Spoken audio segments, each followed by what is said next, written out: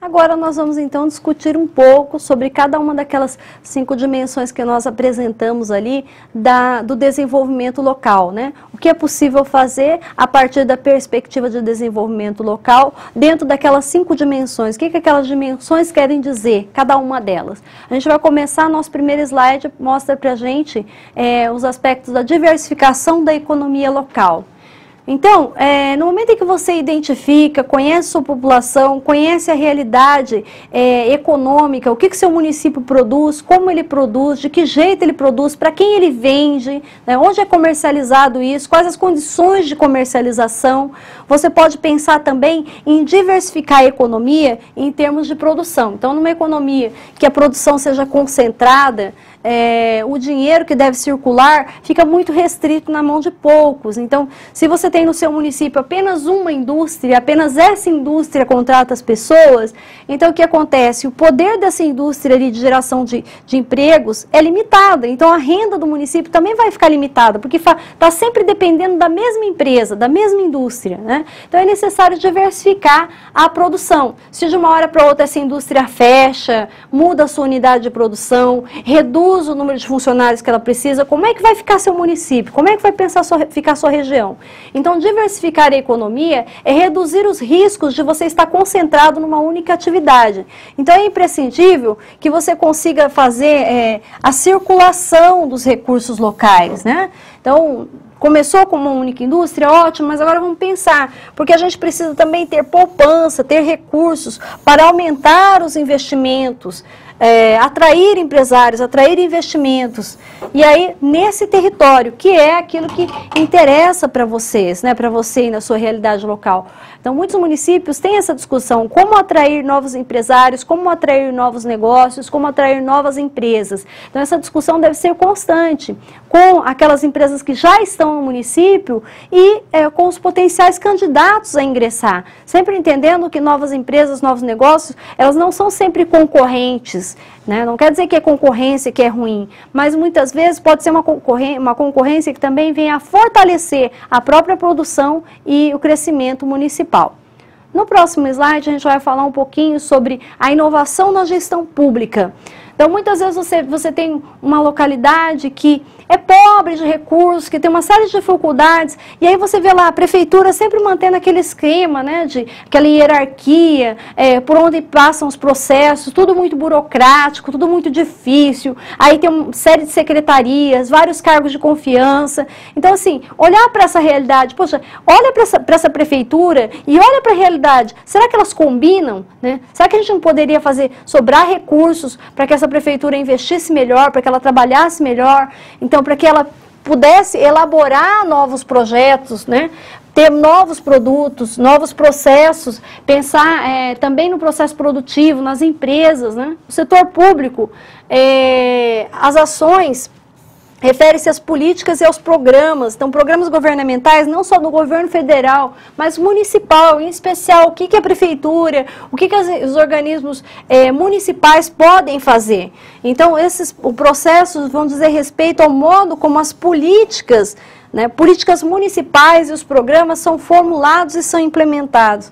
Temos que fazer sempre do mesmo jeito? Então, muito se fala em gestão participativa. Então, como a gestão participativa, ela depende do órgão municipal, se ele está atuando para isso, se ele é reconhecido como um gestor sério, competente, e se ele consegue, de fato, mobilizar a comunidade a participar da sua gestão, a dar opinião, a colocar propostas, a levantar ideias para serem discutidas para a melhoria da região. Não para melhoria para uma pessoa, para uma indústria, para uma empresa, para a melhoria da região, né? No próximo slide a gente vai falar um pouquinho então sobre a questão ambiental. Então, nos tempos atuais, a questão ambiental ela ganha força, ela ganha destaque. Todos os dias você vai ouvir falar de questão ambiental, informações sobre poluição, sustentabilidade. E aí, a legislação ambiental, uma parte dela, gente, uma boa parte dela é feita no próprio município. Então, quando você define, por exemplo, a lei de zoneamento urbano, quando você define as leis municipais que interferem sobre a gestão e o direcionamento do lixo. Então, os municípios podem gerir sua política municipal ambiental de maneira mais eficiente. O que é eficiente em termos de meio ambiente? Reduzir o impacto ambiental.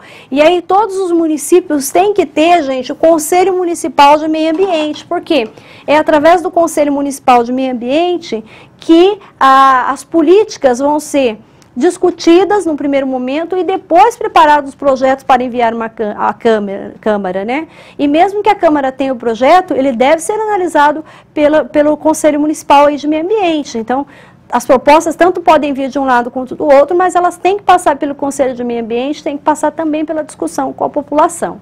No próximo slide, a gente vai discutir um pouquinho de mobilização social. Então, a mobilização social é como levar ao envolvimento, né? O envolvimento não de dois indivíduos, mas da sociedade em geral, em prol de um objetivo, do objetivo aí do município, da sua região. A participação conjunta de empresas, governo, organizações, para buscar a erradicação de um problema social. Então, a pobreza, a fome, a violência doméstica, o descaso com o meio ambiente, o desperdício de energia. Então, são todas questões importantes que chamam a atenção e conseguem mobilizar as pessoas para participar. Mas a forma de você sensibilizá-las, levá-las à ação de mobilização, a participação, depende em especial da acessibilidade das propostas e dos próprios governantes. Estão realmente abertos ou estão apenas utilizando isso como um comitê de campanha? É mais um comício que está começando antes das eleições, não é?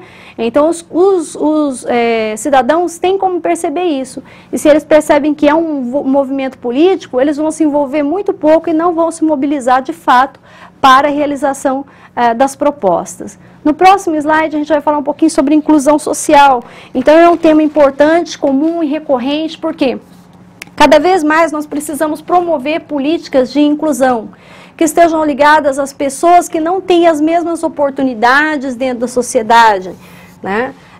Excluídos socialmente são os que não possuem condições financeiras dentro dos padrões.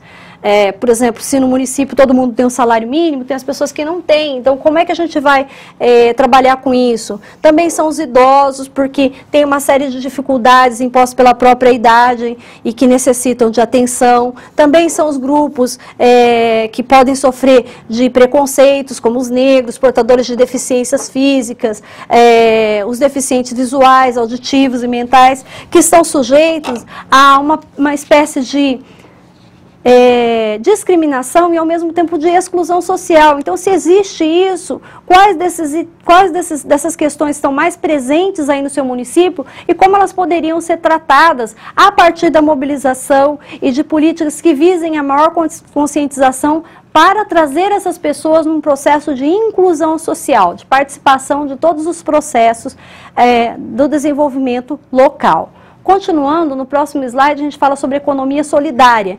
A economia solidária também é uma nova forma de trabalhar, porque você pensa o consumo e a distribuição de maneira que vai voltada mais para a valorização do ser humano. Então, o importante não é tanto a geração do dinheiro, que se desenvolve em associativismo e cooperativismo, e que pode estar passando pela produção, consumo, e que, em especial, é autogerido. Então, a economia solidária também é uma outra fonte de desenvolvimento local, porque permite às pessoas que estão associadas num grupo de economia solidária pensar o crescimento do grupo e também promover o crescimento no desenvolvimento local. Continue estudando.